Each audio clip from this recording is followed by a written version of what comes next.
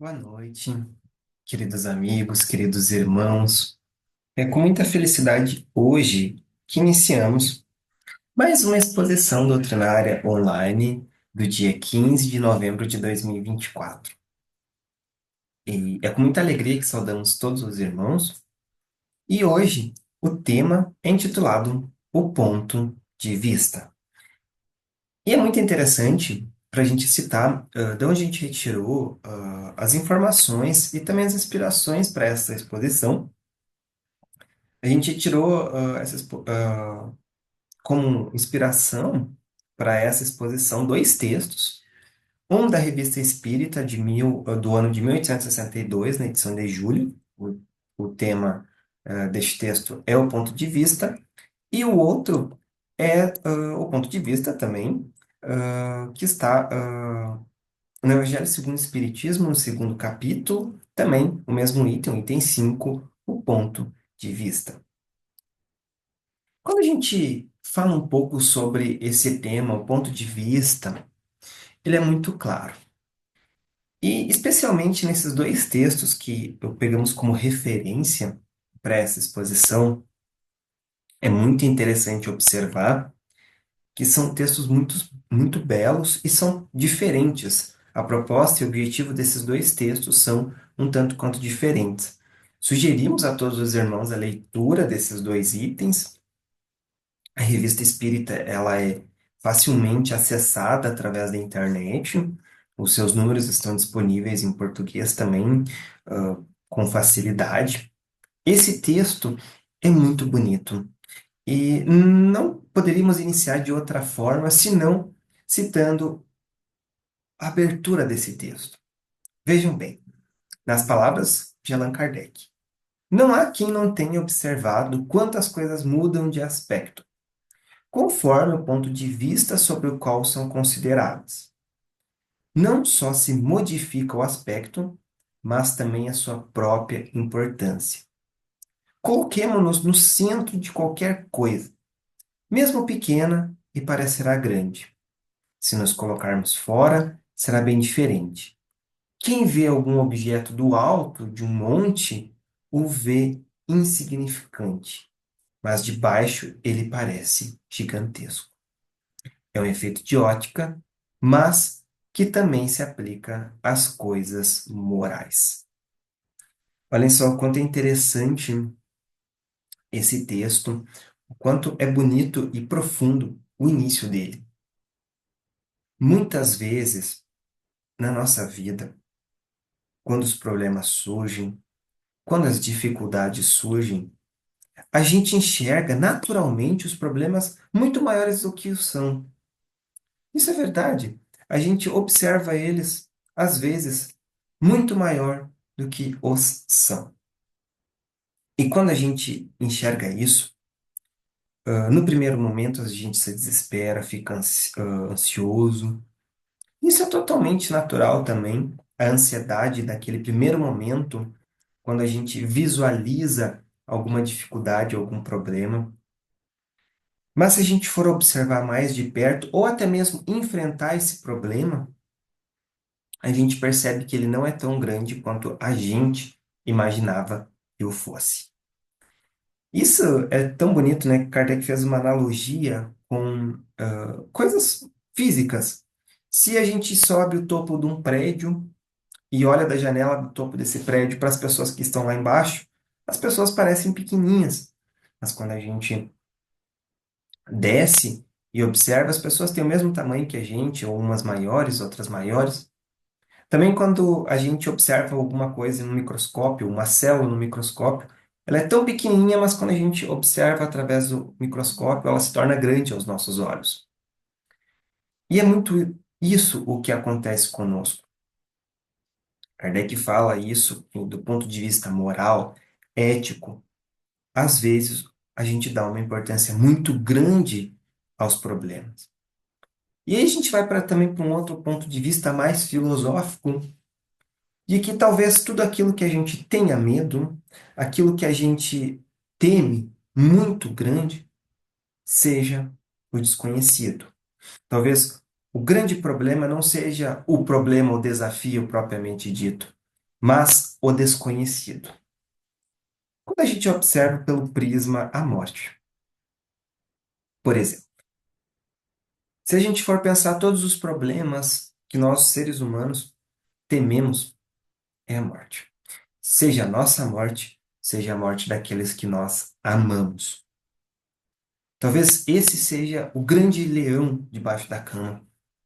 Esse talvez seja o grande desafio e talvez um dos maiores problemas que a gente enfrenta e que nos tiram do sério, nos deixam com medo. É isso. Quando a gente olha pela ótica do espiritismo, aquele problema que é gigante, que é a morte, muitas vezes, não que vá perder o seu significado, porque quando perdemos um ente querido, inevitavelmente vai doer. Seja a pessoa sendo espiritualista, ateu, católico, protestante, espírita, a morte igualmente do ente querido vai doer para todos. Todos vão sentir o peso da morte. Mas o que o espiritismo faz é consolar acerca desse aspecto, desse problema humano que é a morte. Vejam bem que isso foi apenas um exemplo. Se a gente observar a morte sobre o ponto de vista do espiritismo, a gente vai perceber que o que morreu foi o corpo físico. Mas ainda quando a gente olha desse aspecto encarnado, tudo bem, foi a morte do corpo físico, eu não vou mais ver a pessoa quando estou encarnado, né? Às vezes a gente pode pensar nisso. Eu não vou conseguir mais abraçar ela, eu não vou mais conseguir conversar com ela, não vou conseguir mais sentir ela, as coisas mais banais que eu fazia com ela, eu não vou conseguir fazer. Mas vejam bem o quanto o Espiritismo dá esperança e dá consolo sobre esse aspecto que estamos usando como exemplo, né? A morte. Tudo bem, a gente não vai ter, pelo menos como quando estamos encarnados, talvez não tenhamos isso. Mas quando a gente observa do ponto de vista de desencarnado, quando a gente observa, ou até mesmo quando a gente passa pelo desencarne, a gente vai perceber que a única coisa que diferencia os encarnados do desencarnado seja o ponto de vista. E quando a gente está na matéria, está mergulhado na matéria, enquanto encarnados que somos, talvez talvez não, as nossas percepções de mundo, elas diminuem bastante. As nossas percepções dos sentimentos, as nossas percepções dos nossos afetos, desafetos, elas se manifestam de uma forma diferente. Mas quando a gente desencarna e observa isso pelo ponto de vista do espírito mortal que somos, percebemos que isso, na verdade, é um pequeno ponto no espaço. Talvez tudo isso seja pequeno quando a gente olha de perto, quando a gente desencarna, quando a gente está livre do envoltório material. Mas, também, dessa forma, a gente citou a morte, mas poderíamos usar como qualquer outro exemplo, qualquer outra situação que tenhamos como encarnado, a gente pode aplicar o ponto de vista. Seja esse pelo aspecto moral, seja esse pelo aspecto imaterial, mas inegavelmente quando a gente aplica um ponto de vista espiritualista, um ponto de vista espírita sobre as coisas, vamos consolar os nossos corações. Isso é muito interessante, que também mais para baixo, nesse mesmo texto, Kardec fala o seguinte: o Espiritismo nos mostra uma aplicação desse princípio, muito mais importante em suas consequências. Eles nos mostra a vida terrestre pelo que ela é, colocando-nos no ponto de vista da vida futura, pelas provas materiais que dela ele nos oferece, pela intuição clara, precisa e lógica que dela nos dá, pelos exemplos que põe sobre nossos olhos, para ela nos transporta pelo pensamento, vemo-lo e compreendemos. Não é mais essa noção vaga, incerta, problemática que nos ensinavam do futuro e que involuntariamente deixavam dúvidas, para o espírita, é uma certeza adquirida, é uma realidade. Olha só como é bonito isso, né? Havíamos citado o exemplo da morte. Mas quando a gente observa uma consolação que o Espiritismo dá, que é a vida futura diz que depois de desencarnado, a vida continua, os ensinamentos continuam, as lições continuam, as experiências continuam. E quando a gente observa isso, a vida futura ela traz uma consolação muito grande. Quem dera pudéssemos observar todos os aspectos da nossa vida pelo ponto de vista do espírito imortal. Quantas bobagens que fizemos deixaríamos de fazer agora? É só para a gente ter certeza disso, perguntar para alguém que tenha mais experiência em uma certa área o que ele faria de novo se tivesse o mesmo conhecimento que agora. Certamente esse profissional responderia muitas coisas que não faria, porque já atingiu um ponto em que observa a sua caminhada de uma forma diferente. E isso é muito bonito, porque a gente percebe que se aplicarmos a razão para tudo que passamos, observamos que talvez muitos desafetos que teríamos, talvez não passaríamos. Talvez muitas respostas, muitas grosserias que respondemos, muitos desaforos que não levamos para casa seriam resolvidos. Se a gente só observasse essa situação e pensasse, por que eu vou responder tal acusação que às vezes a gente sabe que é falsa? Por que que eu vou responder tal calúnia? Por que que eu vou responder tal atitude, muitas vezes, de um irmão que está desequilibrado? Por que muitas vezes eu vou responder com violência um ato violento? É importante que a gente observe isso e aplique um pouquinho, pelo menos um pouquinho, desse ponto de vista do espírito imortal. Porque se observássemos, por isso, muitos problemas evitaríamos. Porque, infelizmente, como a gente comentou antes, ou felizmente, na verdade, estamos mergulhados na matéria. E como estamos mergulhados na matéria, a gente tem as nossas sensações e percepções mais limitadas. Mas vejam só, talvez, muitas vezes, a gente, na nossa caminhada, tenha passado pessoas para trás, talvez tenha respondido pessoas de forma grosseira, talvez tenhamos tido ideias equivocadas, talvez tenhamos investido mais no orgulho, muito mais na vaidade, porque ainda dormíamos para muitas coisas.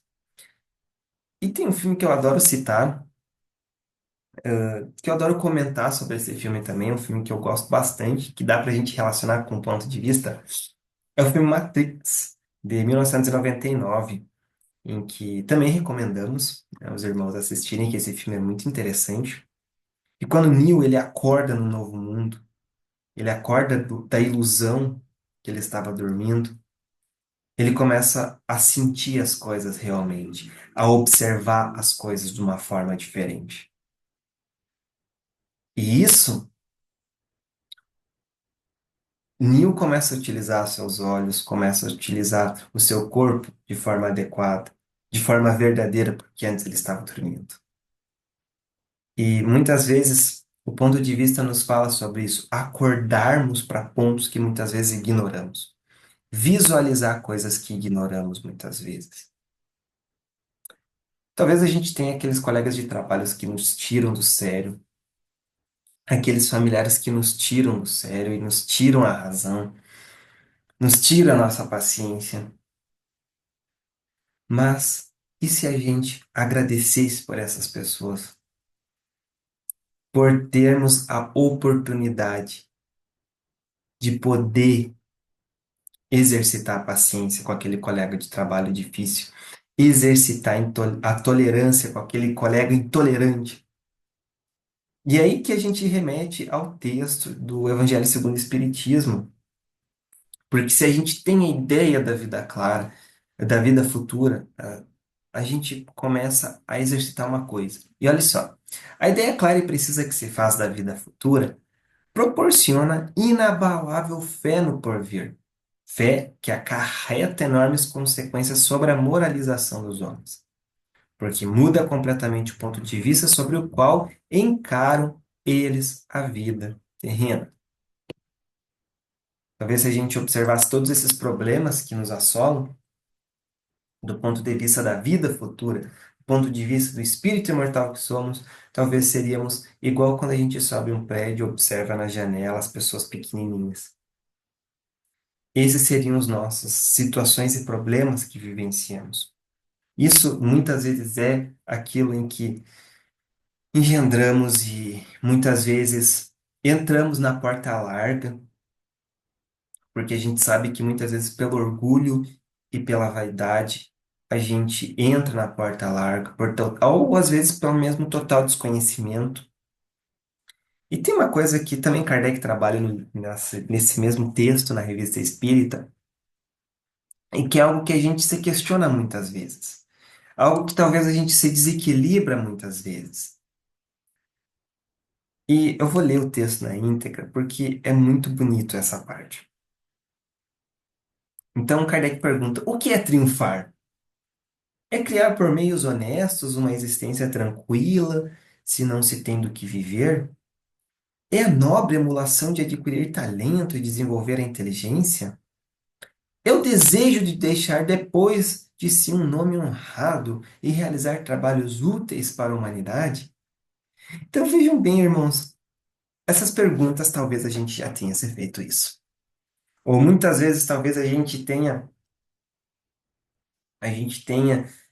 lutado por essas questões e que não, de certa forma, não que seja incorreto isso. Mas será que o verdadeiro triunfar como espíritos imortais representa isso? Sabendo que a existência, como Lucas, por exemplo, ela vai durar o tempo que for necessário e depois o espírito imortal que sou continuará a jornada em outras existências, em outros corpos, em outras oportunidades, em outras épocas. Mas o Lucas, quanto encarnado, o corpo físico, eu vou deixar o envoltório. Será que então o triunfo, o triunfar sobre os outros é realmente isso? E Kardec responde: não. Triunfar é suplantar seu vizinho? É eclipsá-lo? É afastá-lo ou mesmo derrubá-lo para tornar-lhe o lugar? É por esse tão belo triunfo que talvez a morte não lhe permita aproveitar por 24 horas quantas preocupações, quantas tribulações, quanto talento por vezes despendido e que poderia ter sido mais utilmente empregado. Depois, quanta raiva, quanta insônia se não triunfar. Que febre de inveja causa o sucesso de um rival. Então culpa-se a sua má estrela, a sua sorte, a seu destino fatal, a passo que a má estrela frequentemente é a inabilidade e a incapacidade. Vejam bem, irmãos. Quando a gente lê esse texto, ele é muito belo, por isso recomendo todos a lerem esse texto na íntegra. Talvez muitas vezes a gente tenha perdido o sono pensando em triunfar em uma certa área, ou estou perdendo tempo, muitas vezes, em determinada tarefa, sendo que muitas vezes a gente se equivoca nas coisas, se equivoca nas nossas definições sobre triunfo, sobre sucesso, e aí que a gente entra na porta larga. Talvez a gente possa pensar um pouco e tomar as nossas definições não de um ponto de vista material, não do ponto de vista dos nossos vícios, não do ponto de vista do orgulho, da vaidade, mas sim pelo olhar das virtudes. Colocarmos o olhar, o óculos do espírito imortal que somos e observar a vida, as situações do ponto de vista do espírito imortal, que é o ponto de vista da vida futura.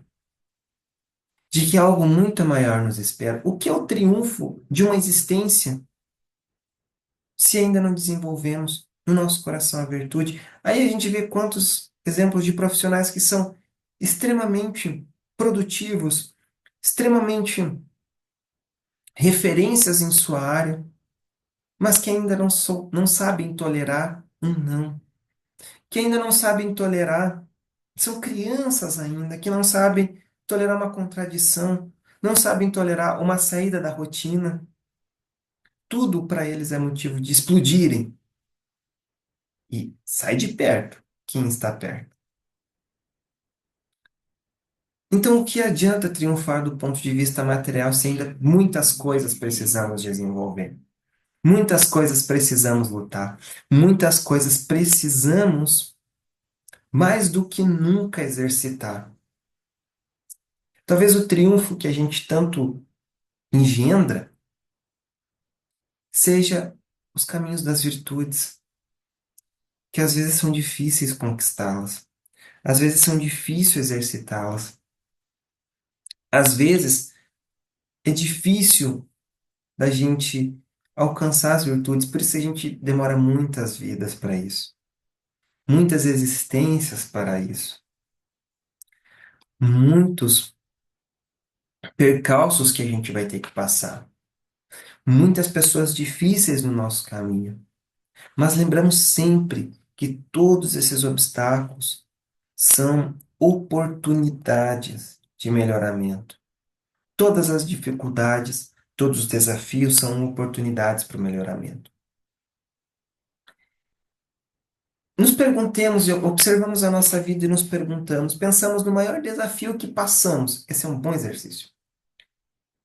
Pensemos na nossa existência, o maior desafio que passamos. Qual o conselho que daríamos para nós mesmos nessa mesma época, desse desafio? Talvez a gente olharia esse desafio, poxa vida, na verdade não foi tão difícil assim. Na verdade, eu criei monstros na minha cabeça que não existiam. E muitas vezes nós, seres humanos, somos assim.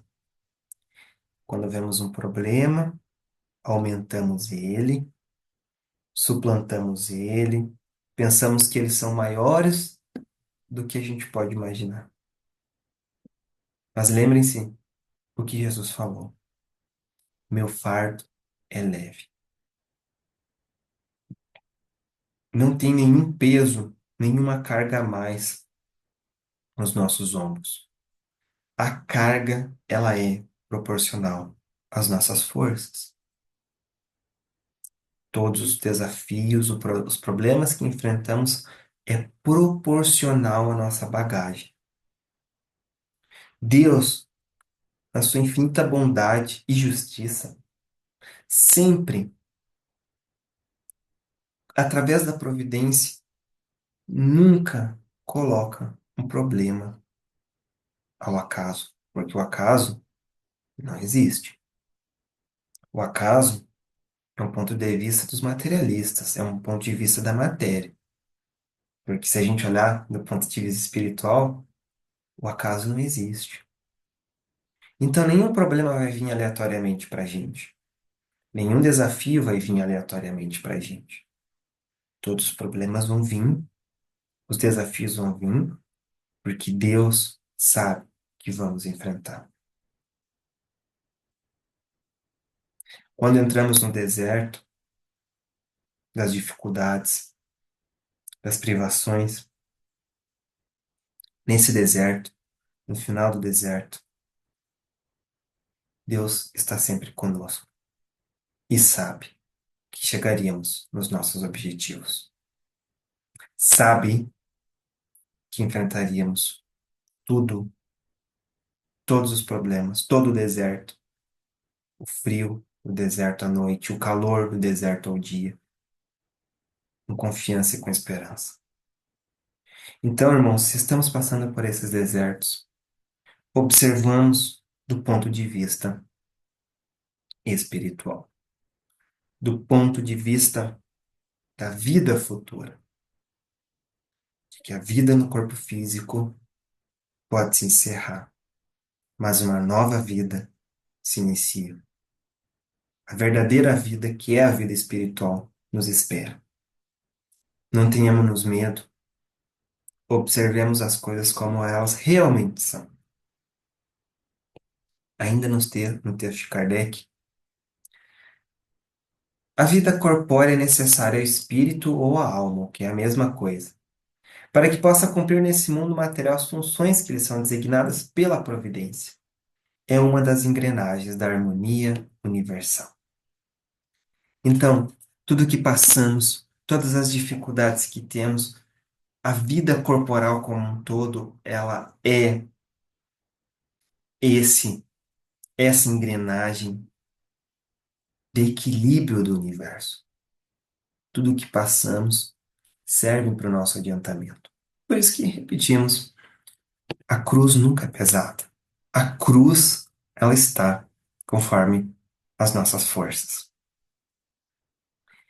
E talvez se ainda não conseguimos observar o ponto de vista da vida futura, se ainda nos achamos muito pequenos para isso, observemos aquele que é nosso guia e modelo, Jesus, que nos ensinou como nenhuma outra pessoa ensinou. O pedagogo sublime que é Jesus, que mesmo apesar de todos os problemas de sua época, sobre triunfar. Aquele que dividiu a história da humanidade entre antes e depois dele. Se ainda a vida futura, o ponto de vista da vida futura ainda nos é incompreendido, tentemos observar por o Divino Mestre. As suas falas, os seus consolos, as suas parábolas explicam todas as situações que passamos. O nosso divino Redentor, o nosso divino Mestre, o Nazareno, sempre sabe o caminho. Tentemos observar ao máximo disso.